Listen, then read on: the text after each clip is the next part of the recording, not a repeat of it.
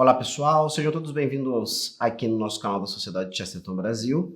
E hoje, na sequência de autores que nós estamos apresentando e que estão relacionados com Chesterton em algum grau, a gente sabe que alguns vão ter uma relação mais clara, mais biográfica com Chesterton, mas outros, pelo que produziram e a trajetória que tiveram, têm essa relação. Na esteira da apresentação desses autores, nós queremos falar sobre Ronald Knox, certo? Um desses personagens, ao qual certamente não é o único, nós temos ele dentro de um rol que começa a ser preenchido, né, um grupo de pessoas que começam a fazer parte de um determinado grupo de padres, pastores anglicanos que se convertem ao catolicismo na esteira daquilo que viveu o cardeal Newman, tá? Então, John Henry Newman, grande santo, doutor da igreja também agora, também decretado pelo Papa e assim por diante. E eu falo do Knox porque, especialmente, ele está ligado a Chesterton, onde poderia falar de maneira óbvia, né? Para a sua trajetória espiritual, isso parece muito patente, então nós começamos por aí. O Knox ele tem uma criação diferente de Chesterton. Chesterton tem, com certeza, uma criação, né, uma boa e sólida educação literária e cultural, e estudo em boa escola também. Mas Knox vai seguir um caminho mais acadêmico, nós poderíamos colocar assim, né?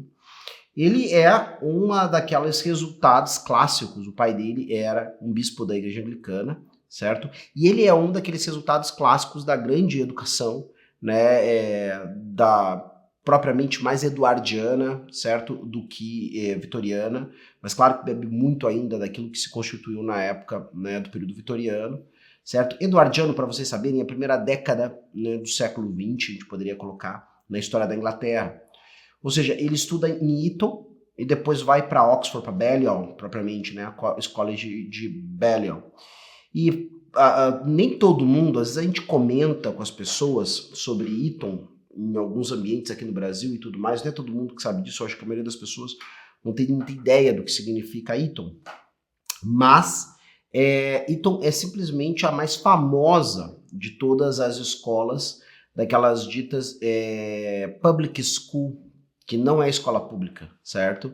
São antigas escolas, todas elas centenárias ou mais que centenárias. Eton vai fazer, né, neste século de 500 anos, acredito até que isso, não, 500 anos já fez, vai fazer 600 anos Eton. Eton é fundada ainda no século XV, certo? Pelo rei Henrique IV, tá? Se eu não me engano é isso, o rei Henrique IV ou Eduardo IV, certo? E esse rei, então, cria Eton, espelhando-a em relação a King's College em Cambridge. Então existe uma relação muito clara entre essas duas instituições. Tanto é que quem vai à capela de uma está vendo algo muito semelhante à famosa capela que existe, né, em King's College, né, em Cambridge, onde tem inclusive um famoso serviço de Natal, né, que é transmitido de lá pela BBC e aquela coisa toda. Então, Eton é a mais famosa, né, dessas escolas aí seculares, plurisseculares, né, que formam o quê? Rapazes geralmente entre, né, os 11 e os 17 anos, vamos dizer. Eles completam aquela formação, tá, que seria mais ou menos como se nós, a partir aqui do Brasil, no sexto ano, antiga quinta série, né? No sexto ano, quando a gente começa a ter professores para cada uma das disciplinas, então o rapaz vai para Eton mais ou menos nesse momento em relação à nossa forma de educação. Então ele recebe uma primeira educação onde ele é alfabetizado, onde ele conhece as coisas fundamentais, e depois quando ele vai progredir para essas especificidades, então, né, Eton é uma dessas escolas que acolhem o aluno nesse momento, tá? E aí, a partir disso, Eton famosa, Eton teve vários primeiros ministros e assim por diante, aquela coisa toda. Nem todo mundo que é importante no Reino Unido, né, estudou lá, né? A Lawrence da Arábia sim, já Churchill não, né, por exemplo, ele estudou em Harrow, tá? Eu acho que o próprio cardeal Newman, mesmo sendo anglicano, não estudou em Eton, se eu não me engano, mas assim por diante. Então nós temos essa como uma grande escola. E depois ele vai para Oxford, né? Não vai para Cambridge, mas vai para Oxford. E aí, como também, eu acho que já mais conhecido, né? Nós temos essas duas grandes instituições, né, na Inglaterra, que é Oxford e Cambridge, certo? Com uma contraparte menos prestigiosa, pelo que eu entendo, que é St. Andrews na Escócia, tá? E por sinal, acaba sendo foi a opção, por exemplo, de formação do próximo rei da Inglaterra aí, que é o príncipe William. Então, St. Andrews. E também da princesa de Gales, né? Então, os futuros monarcas aí foram estudar em St. Andrews. Mas o que importa para nós disso é perceber que nós temos aí diante de nós um cara com uma formação clássica. Ele ganha essa fama, inclusive, de classicista, né? E ele segue pelo caminho de se tornar, então, um clérigo dentro da Igreja da Inglaterra, a Igreja estabelecida da Inglaterra, que a gente conhece por Igreja Anglicana.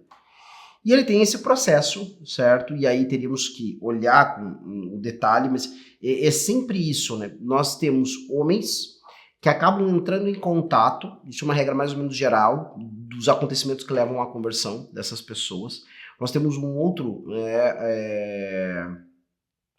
grande converso, que é Robert Hugh Benson, tá? Que é outro grande cara também na mesma linha, né, do Ronald Knox, tá? Que também é filho, acho que ele já nem é filho de um bispo da Igreja Anglicana, mas do arcebispo de Canterbury, na verdade, né? Então, o pai do Robert Hugh Benson era arcebispo de Canterbury. O que sempre chama a atenção da gente, porque é mais ou menos como se você fosse de um time, né, e o presidente, o fundador, ou sei lá o que, super importante daquele time, o seu filho acabasse entrando pro time rival, né? O peso é mais ou menos disso, claro que com coisas de religião envolve sempre coisas ainda mais graves, né? Mas a coisa chama atenção nesse sentido. Também uma outra família super importante de literatos, nós vamos falar um pouquinho sobre esse cara em outro momento. Mas hoje o nosso foco é em Knox, tá? E esse cara é um cara que, como os outros conversos do anglicanismo, vai ter a sua via de conversão muito relacionada a essa proximidade das fontes da religião, né? E nisso a gente começa a falar da necessidade e da utilidade que existe para o caminho de fé, principalmente daqueles que não conhecem, né, propriamente o catolicismo, tá? Que tem uma capacidade de conhecerem as fontes, lerem os originais, terem contato com esses textos mais primários da fé cristã, que a gente chama, via de regra, são os textos da patrística, né? E a partir desses estudos e desses questionamentos pessoais, vai então vir a se converter, isso ainda antes da Primeira Guerra Mundial, mais ou menos.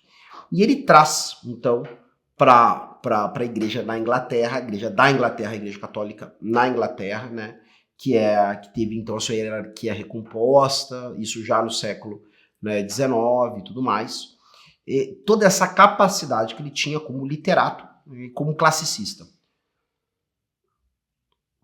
Ele acaba recebendo, inclusive, um empenho que é muito interessante da Conferência dos Bispos da Inglaterra, de então escrever, fazer uma nova tradução da Sagrada Escritura. Até aquele momento, a edição predominante era uma edição chamada aí vocês me perdoem, tá? Eu nunca soube bem essa pronúncia, do Reims, que era uma tradução feita por exilados da Inglaterra na França, certo? Da Sagrada Escritura.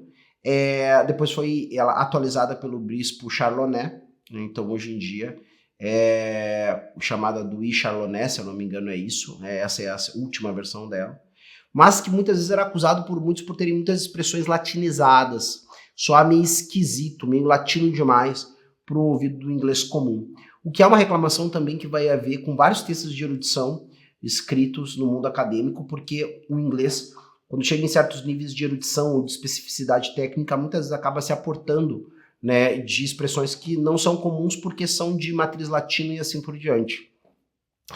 E então ele vai fazer uma nova tradução, que tem como esse empenho, o grande empenho dele, é o empenho de trazer a linguagem, né, da Sagrada Escritura para uma forma que, sem trair aquilo que é a verdade do texto, pudesse dar a sensação àquele que lê, ou seja, ele é um empreendimento que pretende ser mais inglês, inclusive, do que a Bíblia do Rei James, né?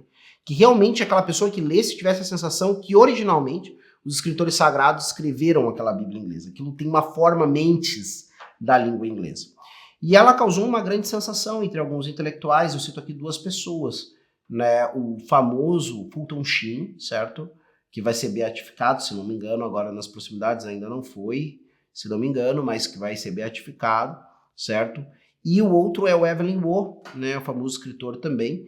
Ambos, a sua opção, né, a Bíblia de uso, né, do Fulton Sheen, a Bíblia, uma tradução que ele tinha grande apreço, era essa, né, do Ronald Knox, e a outra, né, o outro personagem, né, Evelyn Waugh, fala dessa Bíblia com um grande entusiasmo, dizendo que ela, né, muito provavelmente, ou até eu acho que ele crava que é o que vai acontecer, eu acho muito difícil, né? O desenvolvimento depois levou para outro lado, certo? Então que essas Bíblias seria, inclusive, ultrapassaria a importância e o papel que tem, por exemplo, a Bíblia do Rei James, certo? Entre o mundo de língua inglesa.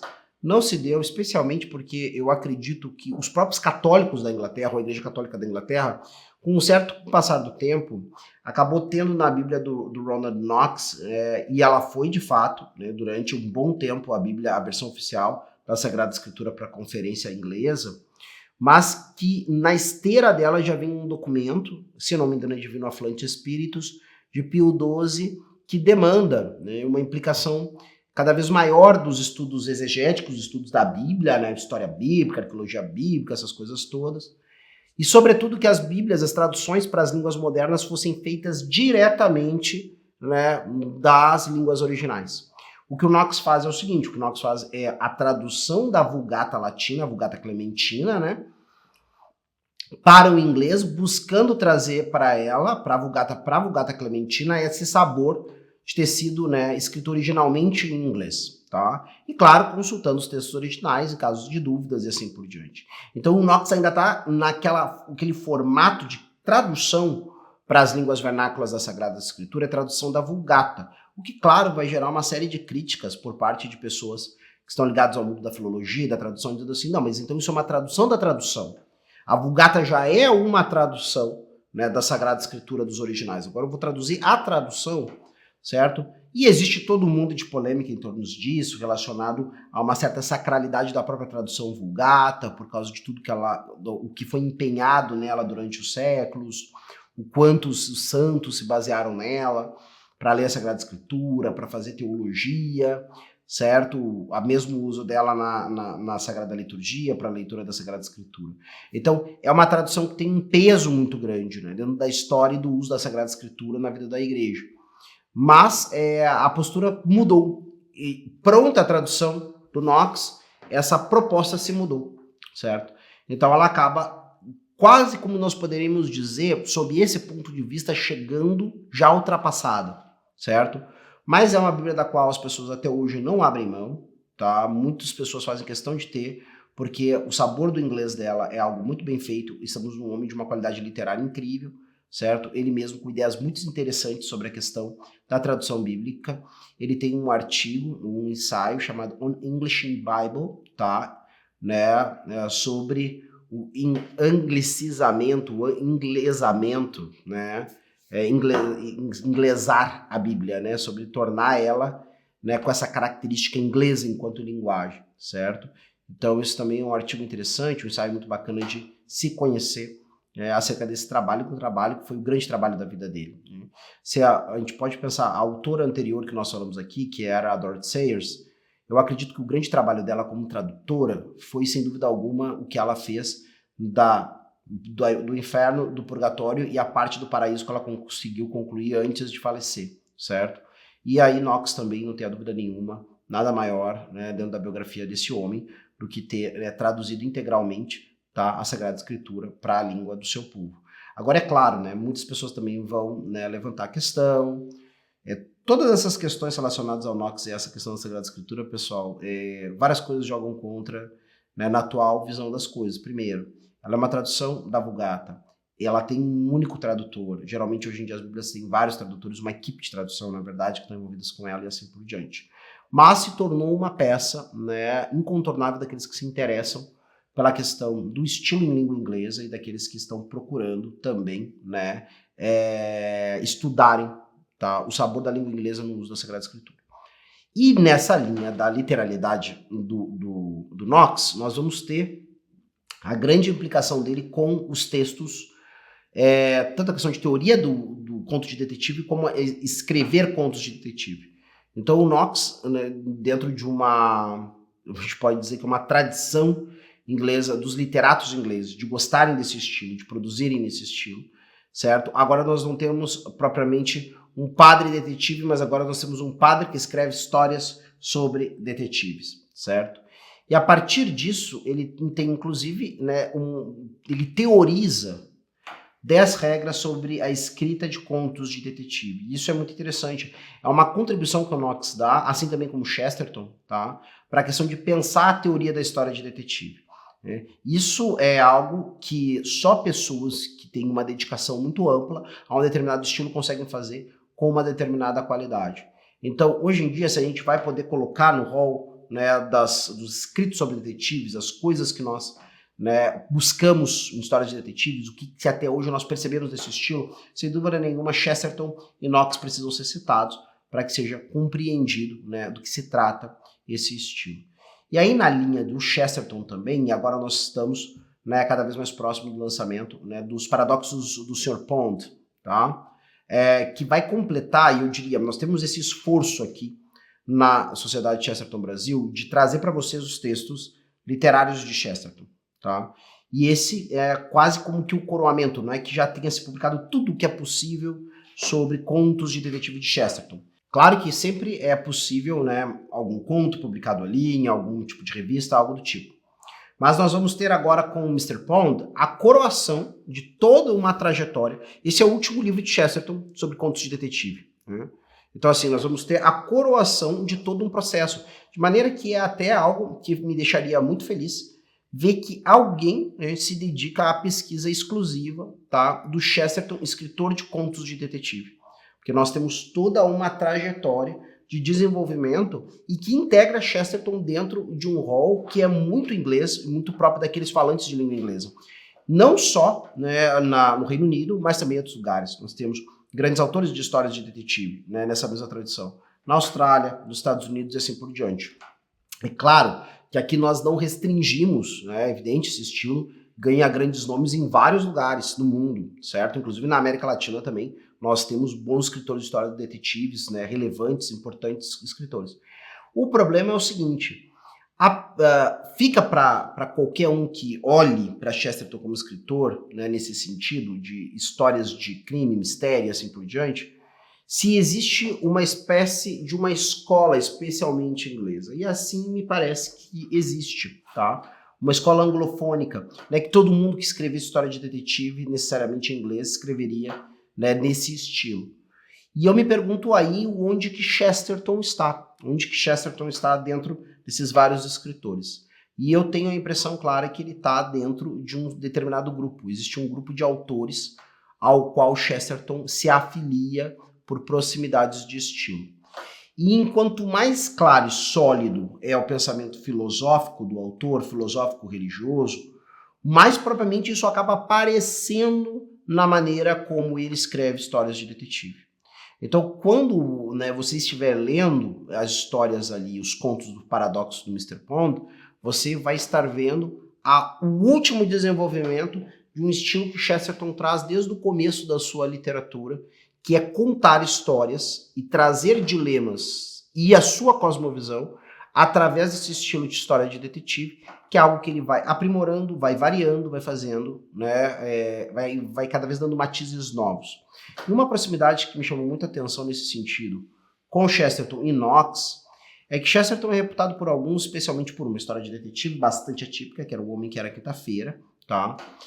Como uma espécie de proto-escritor do gênero chamado nonsense, né? Aquele gênero que desafia o nosso conhecimento da realidade, né? Que nos mostra cenas que são fantásticas ou maravilhosas de uma maneira que nós percebemos que os autores nos propõem que nós saiamos das nossas categorias de mundo real. Um exemplo que sempre me vem à cabeça é Kafka com seu Metamorfose.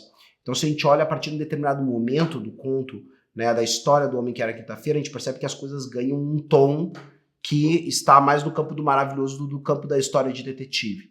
Mas depois nós percebemos que nós continuamos na mesma busca, na mesma investigação.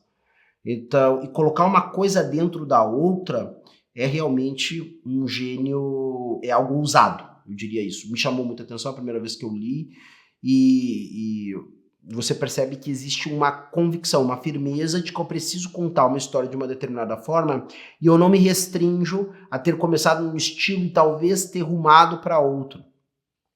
E o Roland Knox, ele tem uma percepção curiosa, ele vai escrever, ele faz algo, ele tem na biografia dele talvez também esse elemento de ser alguém que seja vanguardista no que ele vai fazer. Porque ele faz uma transmissão, tá? Imaginando na BBC de Londres, imaginando ficcionalmente uma invasão de Londres, tá? E ele transmite isso, é evidente, tem o seu disclaimer, as pessoas mais ou menos que prestaram atenção estão entendendo que a coisa é algo fictício, tá? Mas o problema é assim, você já deve ter percebido isso, por mais que você avise, por mais que você diga, às vezes as pessoas entram em contato com algumas coisas que ninguém tá dizendo que é verdade, mas aí tu vai conversar com um cara na padaria, e aí o cara, você viu que tal coisa, e o cara fez, o cara disse, aconteceu, e aí disse, cara, isso aí era uma piada, isso era uma esquete de humor, isso era uma encenação, isso era uma brincadeira do programa. E cara, não, mas é verdade, eu acho que é verdade, porque eu não sei o que. Eu disse, não, cara, não é. Isso aí era simplesmente uma encenação. E algumas pessoas resistem, elas pegam, elas olham para aquilo e acreditam que é verdadeiro. E várias dessas pessoas começaram a acreditar que de fato Londres poderia estar passando por uma espécie de invasão, porque havia tido uma série de agitações relacionadas a greves naquele momento. E por causa de uma dificuldade com a neve, durante 2 dias os jornais não conseguiram ser entregues. Então o cara ouve uma transmissão no rádio, informando na BBC uma invasão, né, a Londres, de uma espécie de uma revolução. Aí eu não recebo jornais em casa 2 dias, você imagina o inglês, que está acostumado a todo dia, né, recolher as suas garrafas de leite, o seu jornal, e o cara ouve na única rádio do país, né, algo que leva a chancela do rei, a chancela do estado, que houve uma invasão. Aí depois, ele até sabia, até aquele momento ele sabia. Pô, não, isso que o pessoal deve estar brincando, deve ser uma radionovela, uma coisa assim. Mas, putz, o cara ouviu aquilo e agora, né, eu não recebo jornal em casa. Ih, rapaz, o que será que está acontecendo? E o Orson Welles depois tem a famosa transmissão, a famosa leitura, né, de A Guerra dos Mundos, certo? E que, se eu não me engano, é de H.G. Wells, tá? Aí um contraparte, um interlocutor bastante conhecido de Chesterton também, diga-se de passagem, o homem que era o Homem Eterno, tá? Ele é escrito como uma resposta a um livro de história, tipo essas coisas como hoje fazem, a história do mundo para quem tem pressa, né? Um esboço em história universal, uma coisa assim. E o Chesterton escreve o Homem Eterno em resposta a isso. E o Orson Welles vai fazer uma leitura desse livro ficcional do Wells, e as pessoas realmente começam a acreditar que estão sendo invadidas por extraterrestres. Né? Bastante famoso, né, os efeitos que houve dessa transmissão, né, desse trecho da obra, né, do H.G. Wells. E muitos comentam que isso, e o Orson Welles depois do documentário vai falar que lembra disso, tá? E que alguns inferem que isso foi em algum grau a inspiração dele também, depois para esse outro momento. Então a gente enxerga que é um cara que tem um impacto bastante interessante na comunidade do seu tempo. Um outro detalhe é que ele é um apologista, assim como Chesterton, né, de bastante quilate. Ele escreve textos, alguns deles bastante interessantes, como por exemplo, reflexões sobre a Eucaristia. Se você pegar esse texto, você vai ver que ele em vários momentos utiliza cenas da vida cotidiana dos ingleses e assim por diante, para explicar a Sagrada Eucaristia e assim por diante, tá? Então, inclusive, tem um texto famoso dele, onde ele vai comparar a questão da coroação da Rainha Elizabeth, que tinha acontecido há pouco tempo, com a questão da Eucaristia e a euforia do pessoal, e a coisa da verdade, a coisa da aparência. Um outro texto interessantíssimo dele é o Creio, tá? Foi lançado assim no Brasil, Credo, só que em inglês seria The Creed in Slow Motion, né? O Creio em câmera lenta. E é, na verdade, uma série de preleções dele sobre cada parte do símbolo dos apóstolos para meninas de um colégio qual ele era capelão. Então, assim, a linguagem dele é muito próxima e as cenas são muito felizes. Né? Isso lembra muito desse sabor chestertoniano. Ele é menos exuberante que Chesterton. Ele é realmente esse acadêmico de Eton, ele é o homem de Oxford, esse cara que nós diríamos que é mais inglês, né? Talvez isso. Chesterton era muito inglês, mas talvez de um inglês que tenha sido menos popularizado pela austeridade do Império Britânico, assim. Né? E um cara ponto fora da risca. Mas ele é mais contido, mas ele vem com umas cenas maravilhosas para explicar coisas com uma simplicidade que tem um sabor muito chestertoniano, quer dizer assim, vamos falar dessa história de o ser humano ser um pontinho no universo, o ser humano não é nada, o ser humano não é nada diante da imensidão do cosmos. E aí tem uma hora que ele fala assim, mas tem uma diferença muito grande, né, entre o ser humano e todo o resto. Porque a Jane, né, e ele sempre vai usar exemplo de meninas, porque ele está fazendo uma preleção para um colégio de meninas. Então ele vai dizer, Jane pode olhar para Júpiter e dizer, lá está Júpiter. Mas Júpiter não pode olhar aqui para baixo e dizer, ali está Jane. E com uma frase como essa, ele nos esclarece um universo de diferença. Como? Apesar da imensidão do cosmos, nós conseguimos juntar todos os fatores, e diga-se de passagem, alguns desses fatores nem se conhece de maneira concreta as origens que possibilitam isso, para eu ter um ser consciente do mundo, consciente de si, que possa apontar para as estrelas e diga, lá estão as estrelas, o eu não sou as estrelas. Isso é muito complexo. E ele consegue, nessas várias catequeses dele sobre o creio, dar essas imagens, como por exemplo, uma cena maravilhosa que ele pergunta assim, talvez a questão da ascensão de Nosso Senhor. E aí ele vai falar assim, não nos admire que Nosso Senhor tenha voltado para o céu, uma vez que ele tenha vindo de lá. A nossa pergunta não é sobre isso. A nossa pergunta, na verdade, é por que ele quis ficar 40 dias ainda com os seus discípulos. E aí ele vai, então, discorrer sobre esses 40 dias e assim por diante. E com essa capacidade, isso é um elemento que eu acho fundamental. E, em grande parte, para mim, existe uma relação muito grande. Por isso que eu acho que essa obra, para você que acompanhou até agora o Chesterton, tá? Nos escritos de detetive, como o do Padre Brown, sobretudo, certo? O Padre Brown, e se vocês querem pegar um epítome desse espírito, um resumo, né, uma cena marcante disso que eu falo, é o primeiro conto do Primeira Coletânea do Padre Brown, A Cruz Azul, que é o quê? Todo conto de detetive, via de regra, ou todo não, mas muitos dos escritos, e talvez uns dos contos que nós mais gostemos, vai ter aquele momento em que todos os elementos estão dados. E, na verdade, se nós fizermos bem o dever de casa até ali, e existem dois tipos de leitores de contos de detetives, aqueles que gostam de praticamente acompanhar a história com uma caderneta na mão, quase como se fosse um detetive também, enquanto existe outro tipo de leitor que só gosta de ser levado e uma hora descobrir o que acontece na trama, tá? Esse cara, muitas vezes tem uma hora que há essa virada, há essa descoberta. E aí tudo faz sentido. O porquê que o personagem entrou lá, porquê que a porta estava aberta, porquê que tinha um tinteiro, né, que não foi fechado em cima da mesa, porque então, né, a governanta nunca aparecia sem tal coisa, e tudo se compõe num grande quadro, que até aquele momento parecia muito paradoxal.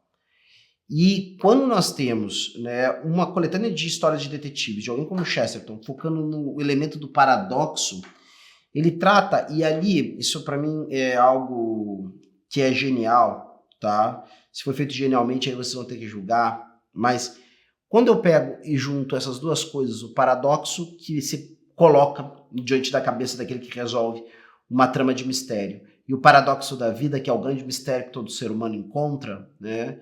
Ou precisaria encontrar para ter uma vida que vale a pena, e eu coloco as duas coisas juntas, certo? Não é por nada que nós temos aí a coroação de toda a trajetória de Chesterton como escritor de histórias de detetive, porque é justamente isso. O paradoxo, ele é a síntese do mistério em qualquer lugar que ele se encontra. O paradoxo, ele é a síntese do mistério enquanto realidade presente, seja um crime que precisa ser solucionado, seja na nossa história que precisa de uma solução. Só que essa solução, e isso para mim está fincadíssimo na maneira como Chesterton faz histórias de detetive, tá? Essa solução só pode se dar de uma maneira dramática.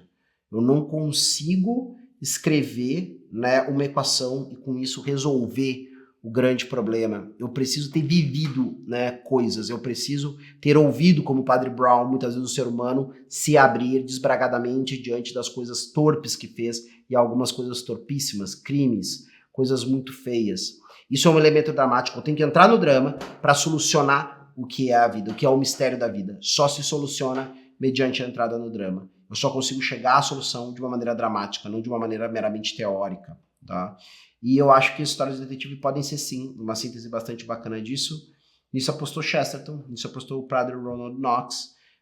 E aí fica o convite para que você conheça tanto a literatura de um quanto a literatura do outro, sobretudo agora, na proximidade que nós estamos do lançamento, né, dos paradoxos, né, do Sr. Pond, certo? Então fique por dentro, né, de todos os nossos conteúdos. Se você ainda não segue o nosso canal no Instagram, siga lá, vai ter informação, vai ter, né, comunicado sobre a questão dos formatos em que nós estamos, né, também oportunizando a compra dessa obra, que tem desde a possibilidade de eu comprar apenas ela, até eu comprá-la também, né, com um kit de escrita, marcador, caderneta, lápis, essas coisas assim. E aí, por último, que para mim eu acho que é o que mais vale a pena, todas essas coisas mais camiseta e caneca, que muitas vezes são coisas que as pessoas acham muito legal, gostam da arte. Essa arte, né, agora do Mr. Pond está sendo especialmente comentada.